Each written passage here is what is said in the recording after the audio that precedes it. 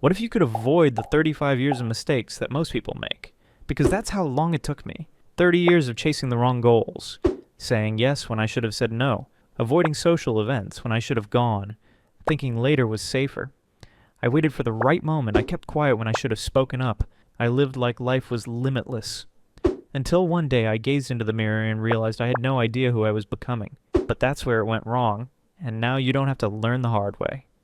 In this video, I'm giving you 35 years of life experience in one take. Hard lessons, scant wins, and paid in time I'll never get back again. So regardless of whether you're 14, 26, or 58, these next 10 minutes have the potential to have your development by decades. And if you seize even one thing and do something about it, it might change your world. Your mindset is not a belief. It's the launch code to your destiny. I used to think mindset was a buzzword, a phrase motivational speakers had so they could throw it out there. But the truth slapped me in the face when I understood that my life tracks my beliefs. Stanford psychologist Carol Dweck researched and had students with the growth mindset perform 33% better than students with fixed thinking. Why? Because failure wasn't an identity to them, it was information. For 35 years, I rationalized that I wasn't ready, that I wasn't talented, that I wasn't that guy. And life kept reinforcing that until I changed my mindset. You don't need more talent, you need a different perspective. Consider Michael Jordan, cut from his high school team. Most would have hung up their sneakers, but he used it as fuel, rewiring his self-perception before rewriting history. Your mind is being taught, your brain is paying attention. Tell it you're too old, too late, too stuck. It'll give you excuses to stay stuck. But change that narrative just a little bit, and the entire thing begins to tip. Instead of saying to yourself, I'm no good at this, say, I haven't mastered this yet. That one word changes your potential, and that shift puts the power into your hands. Let me be real. If you do not believe you can change, nothing in this video is going to matter, because your brain will deny what your ego desires. But if you are willing to unlearn and rebuild, this is where it starts. A new way of thinking is not wishful thinking, it's the foundation of your next life. I spent most of my life waiting for a mentor to show up, for someone to recognize my potential, for that perfect opportunity to find me. And every time things got hard, I'd whisper the same lie to myself. Someone will help me figure this out. But the truth is, no one is coming. In fact, I can guarantee there's no perfect mentor outside your door, no friend with a magic pill, and trouble will keep coming. But this realization pushed me to analyze the people I admired, and I noticed something astonishing. They didn't wait to be rescued or given a handout. They rescued themselves. They lived up to their word. They had the confidence to consistently choose themselves, and you have to do the same. The moment you decide to take charge of your life, your whole apologetic life, you change. You stop blaming, you stop waiting, and start building. It doesn't indicate you don't accept assistance. It indicates you don't depend on it. There's a difference between receiving support and relinquishing responsibility. I learned the difficult way that dreams don't come after people. You must go after them, even when you're unsure. And you're not alone. Everyone wants an easy journey or that step-by-step manual.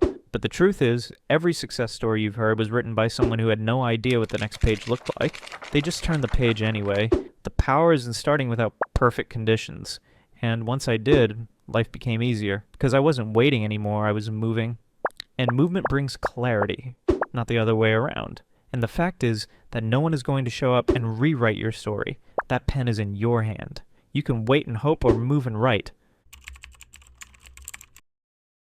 Motivation was my favorite lie. I used to wait for it like it was fuel, pretending it was a magical burst of energy that would carry me into action. I'm not proud to admit it, but I'd binge David Goggins' videos, listen to hours of podcasts, constantly put up a motivational poster. And sometimes, it worked for a day or maybe a week, but eventually that spark faded. The bed was warm again, the gym felt far, the work looked heavy. That's when I knew the truth. Motivation is an emotion, and emotions aren't in charge of creating legacies. Discipline is. Discipline is getting up on the days your body aches and your mind resists. It's doing the uncomfortable thing without praise. It's flossing your teeth when no one can see, writing the first draft that sucks, doing the reps again when they're not fun, not because you want to, but because you said you would. Most of the breakthroughs I experienced didn't come about when I was well. They came when I was tired, doubting myself, and in the mood to walk away. But because of discipline, I kept me going. Think about the myths: Kobe, Jordan, and Serena. None of them climbed up because they felt amazing each day. They climbed up because their expectations were higher than their feelings.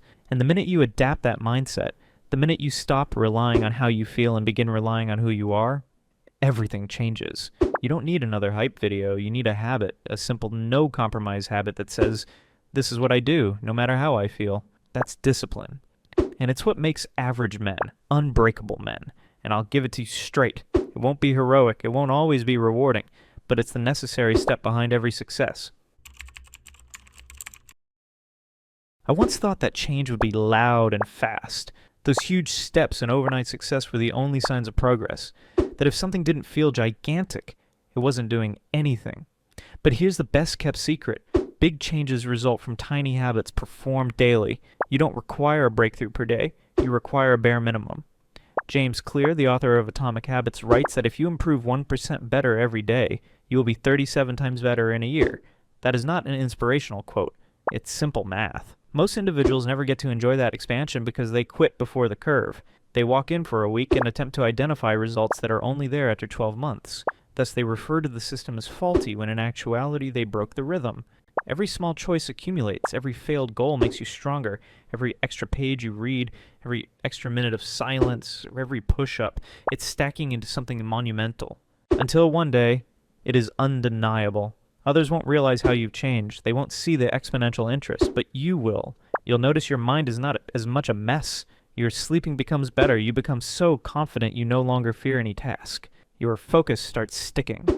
That's the work of time and discipline. And the great news is, you don't need a perfect plan. You just need to start. 5 pages a day and you'll read 15 to 20 books in a year. 10 push-ups a day is over 3,600 a year. 1 new habit a month? That's 12 identity shifts in a year. It's not about the speed. It's about the reliability in which you appear. I'll show you why your best teacher is perhaps hiding in the very thing you fear most. Failure isn't the opposite of success. It's the receipt that you were in the arena. I danced around failure for years. I skirted risk, played small, and told myself I was being prudent, but I was afraid of getting caught, afraid of seeing what I wasn't yet. But the more I skirted failure, the more I skirted growth. You don't learn from wins. You learn from being knocked flat, humiliated, called out, rejected, and getting back up again anyway. Thomas Edison tested over 10,000 versions of the light bulb.